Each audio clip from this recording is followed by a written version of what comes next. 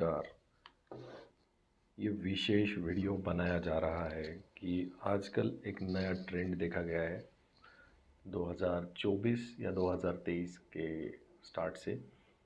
बहुत सारे तथाकथित एस्ट्रोलॉजर्स आकर ये पूछने लग गए हैं इवन इन द एड्स, क्या आप इस तरीके का वॉच पहनते हैं, क्या आप उस रंग का वॉच पहनते हैं, क्या आप इस आकार का वॉच पहनते हैं। अगर आप ये वॉच पहन रहे हो तो आपके साथ XYZ चीज़ें घटित हो सकती है। तो ज़्यादातर इन तरीके के वीडियोस को मैंने एनालाइज़ किया, उसमें ये पाया कि अगर आप ब्लैक कलर का और ब्लैक स्ट्रैप का वॉच पहन रहे हैं और वो स्क्वायर है, तो आपके साथ कुछ ठीक नहीं होने वाला है। और ख़ास करके रबर के स्ट्रैप वाले वॉच तो आप पहनना ही मत। ये सलाह सब जगह से दी जा रही है। और अचानक से सबसे अच्छा वॉच कौन सा है, तो सबसे अच्छा वॉच है गोल्डन कलर के स्ट्रिप वाला और गोल्डन एंड सिल्वर के कॉम्बिनेशन वाला भी, अगर उसका बेल्ट है और उसका डायल वाइट है या फिर गोल्डन है या वो एंड वो राउंड है, बस फिर वही आपके लिए अच्छा वॉच है। और मेटल्स का ही बैंड होना चाहिए, रबर का नहीं होना चाहिए या फिर लेदर का भी नहीं होना चाहिए। अब इन तरीके के तर्क गए 1 या 2 ढाई साल से बाहर आने का एक कारण मुझे ध्यान में आया कि अगर आप देखेंगे कि जो वॉच ये लोग नहीं बोल रहे हैं पहनने के लिए, साधारणतः अब वह वॉच है डिजिटल वॉच, स्मार्ट वॉचेस, जो लगभग आज 4 में से 1 बंदा पहनता हुआ अपने को दिख रहा है, if you see around you. And इसकी वजह से जो मुझे ध्यान में आया कि अगर डिजिटल वॉचेस सब जगह बिक रहे हैं, कोई भी कंपनी आकर डिजिटल वॉच ही बेच रही है, तो इसकी वजह से एनालॉग वॉच बनाने वाली जो बड़ी बड़ी कंपनियां हैं, उन कंपनियों के बिज़नेस पे डेफिनेटली कुछ ना कुछ असर ज़रूर हुआ होगा। और ये नया नहीं है कि अगर बिज़नेस पे प्रॉब्लम आ रहा है तो मार्केट की सेंटिमेंट्स को घुमाना और सारे तरीके को इस्तेमाल करना, ये मल्टीनेशनल कंपनीज़ या फिर जो भी बड़े उद्योग समूह हैं, उनकी वन ऑफ द टैक्टिक्स है। इसमें कुछ गलत बात नहीं है, मगर नाउ एस्ट्रोलॉजी जैसे एक साधन का उपयोग करके जब ये लोगों को वॉच की तरफ आकर्षित किया जा रहा है इन तरीक़ों के, ख़ास करके लाइक दे विल से कि रोमन नंबर्स की watch with golden colour, silver and gold mix, या फिर गोल्ड कलर का ही उसका बैंड होना चाहिए, वो मेटल का होना चाहिए।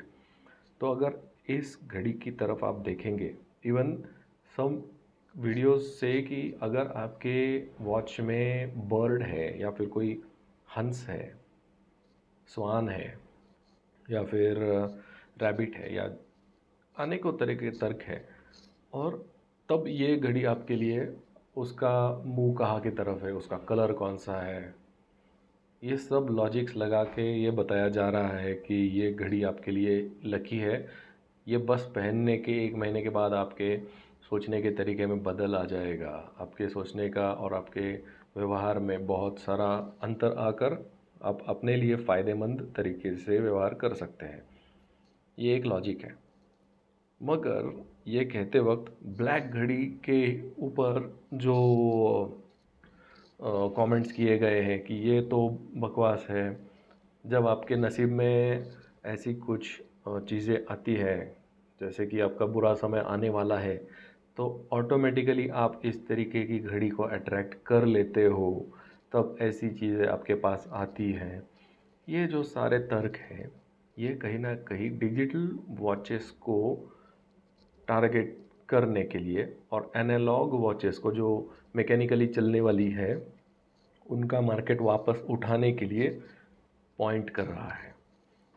अभी अगर आप सर्च करेंगे अमेज़ॉन, फ्लिपकार्ट, स्नैपडील, कोई भी क्लिक, टाटा क्लिक हो या किसी भी सर्च इंजन पे या शॉप में, ये तरीके की जो घड़ियाँ आपके लिए बेनिफिट बनाए बताई जा रही है, बेनिफिशियल, वो सब घड़ियाँ महंगी ही मिलेंगी। क्योंकि मार्केट उस तरीके से बनाकर फिर ये मार्केटिंग किया जा रहा है। तो ये एक तरीके का अभी चल रहा है सीज़न इन मार्केटियर्स का। तो मैंने समझा कि ये मुझे अगर ध्यान में आया है तो ये बात मैं जितने लोगों तक है पॉसिबल उन तक पहुंचा सकूं। आप भी सोचो, अगर जो आदमी घड़ी अफोर्ड ही नहीं कर पाएगा, घड़ी ही नहीं है किसी के पास, या अफोर्ड भी कर पा रहा है मगर नहीं पहनना चाह रहा, जैसे कि मैं स्वयं घड़ी पहनता ही नहीं हूँ और सारे व्यवहार उत्कृष्ट और कोई प्रॉब्लम नहीं, टॉप चल रहा है सब, तो क्या घड़ी ये एक मशीन आपके जीवन को कंट्रोल कर रही है? तो उसके ऊपर ये सारे लोग बता रहे हैं नहीं, घड़ी आपको कंट्रोल नहीं कर रही है। आपका जैसा समय है वैसी घड़ी आपके पास आ रही है, इसका इंडिकेशन है कि आपको ये काम ठीक से करना चाहिए। तो उसमें आपने ये चीज़ को क्यों जोड़ दिया? आप लॉजिक्स बताओ। अगर आप कुंडली विश्लेषण कर रहे हो उसके हिसाब से बताइए, आप और कुछ लॉजिक बताओ। घड़ी उसके अंदर जोड़ी जाने का जो इंसिडेंस है बहुत ही इंटरेस्टिंग टॉपिक बना दिया है लोगों ने। और पहले एक या दो रहते थे जिसके वीडियो आते थे कि क्या आप ये घड़ी पहन रहे हो, क्या आप वो, अभी तो हज़ारों बंदे खड़े हो गए। और इतना ही नहीं, ऐसे कोर्सेज भी बेचे जा रहे हैं जिसके अंतर्गत आपको घड़ी का नॉमेनक्लेचर, घड़ी का डिज़ाइन, एस्थेटिक्स और आपको सूटेबिलिटी कैसी है ये सिखाया जा रहा है। और ये सारे कोर्सेस जिस दाम में बेचे जा रहे हैं वो दाम सरप्राइजिंग है, लाखों के घर में है वो दाम जिसके अंतर्गत ये घड़ी वाले कोर्सेज बेचे जा रहे हैं। तो अभी ये कोर्स लेने चाहिए, ये कोर्स नहीं लेने चाहिए, ये टॉपिक के ऊपर मैं नहीं बात कर सकता हूँ क्योंकि वो हर एक का अपना अपना मामला है। अगर पर्सनली मुझे पूछा जाएगा तो घड़ी हो या ना हो, या कैसी हो या ऐसी, हाँ, आपको ज़रूर बंद पड़ी हुई घड़ी नहीं पहननी चाहिए। रीज़न बहुत सिंपल है, आपको आपके काम अटक सकते हैं क्योंकि आप समय ठीक से नहीं देखेंगे, या फिर गलत देखेंगे और गलत टाइम पे गलत जगह पहुंच जाएंगे, या फिर लेट पहुंच जाएंगे, या जल्दी पहुंच के समय बर्बादी का ये कारण हो सकता है। बंद घड़ी का और एक प्रॉब्लम है कि कोई दूसरा आपकी घड़ी देख ले, उसका टाइम ख़राब हो जाए, उसको कोई टाइम कीपिंग में प्रॉब्लम आ सकता है, that's it. And third might be जो आपका इंप्रेशन ख़राब हो, अगर आप कहीं पे जा रहे हैं तो देखो ये बंदा बंद घड़ी पहन के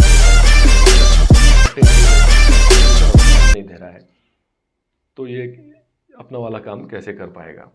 ये कुछ चीज़ें हो सकती हैं। अलावा इसके कि आपकी घड़ी अगर दिखने में ठीक ठाक है, आपको समय ठीक से बता रही है, टाइम कीपिंग का जो बेसिक काम है, कोर एक्टिविटी, वो ठीक से कर रही है, वो राउंड है, अगर आपको पसंद है राउंड है। आपने जब तक ये काइंड ऑफ वीडियो नहीं आए थे नोटिस भी किया था कि मेरी घड़ी राउंड है या स्क्वायर है? आपको बस वो चीज़ अच्छी लगी, किसी ने गिफ्ट दी, किसी ने आपको सुझाव दिया और आपने ली, या फिर आपको मिली है, या फिर आपको किसी ने हैंड ओवर कर दी, बस पहन रहे थे और उसका यूज़ था। जैसे एक फिल्म में एक डायलॉग है, आपकी घड़ी कितने की है तो बहुत महंगी बताई जाती है, और मेरी घड़ी तो 250 की है, टाइम वही बताती है। दैट सिग्निफाइज कि ये टॉपिक को बढ़ाकर एक और मार्केटिंग का फंडा सरप्राइजिंगली खड़ा किया जा रहा है, और इतने लोग इसके अंतर्गत इन्फ्लुएंस हो रहे हैं। ये बेहतरीन टैक्टिक है कि घड़ी बनाने वाली कंपनियों ने ऐसी मार्केटिंग टेक्निक का अनुसरण किया कि जिसमें मास के भावनाओं का, जैसे एस्ट्रोलॉजी ये टॉपिक को लेके लोग एकदम कितना भावुक हो जाते हैं, या फिर डिपेंडेंसी होप्स उनके तैयार हो जाते हैं ये टॉपिक सुनकर। तो ये सारी बातें कुल मिलाकर इंडिकेट कर रही हैं कि अपने लॉजिक से सोचिए। और मैं ये नहीं कह रहा कि उपासना मत कीजिए, आप जो दैनिक उपासनाएं कर रहे हैं ज़रूर वो कंटिन्यू रखनी ही चाहिए, वो आपका एक रूटीन है, आपका डिसिप्लिन उससे बैठ रहा है, आपको कुछ फ़ायदा महसूस हो रहा है, मेंटली साइकोलॉजिकल इफ़ेक्ट्स अच्छे मिल रहे हैं, कंटिन्यू दैट। मगर जो चीज़ आपको आपके जेब से पैसा निकाल कर फालतू चीज़ों पर खर्च करने के लिए बिना कोई बेस आधार उद्युक्त कर रही है, बस उनसे बच के रहिए। धन्यवाद।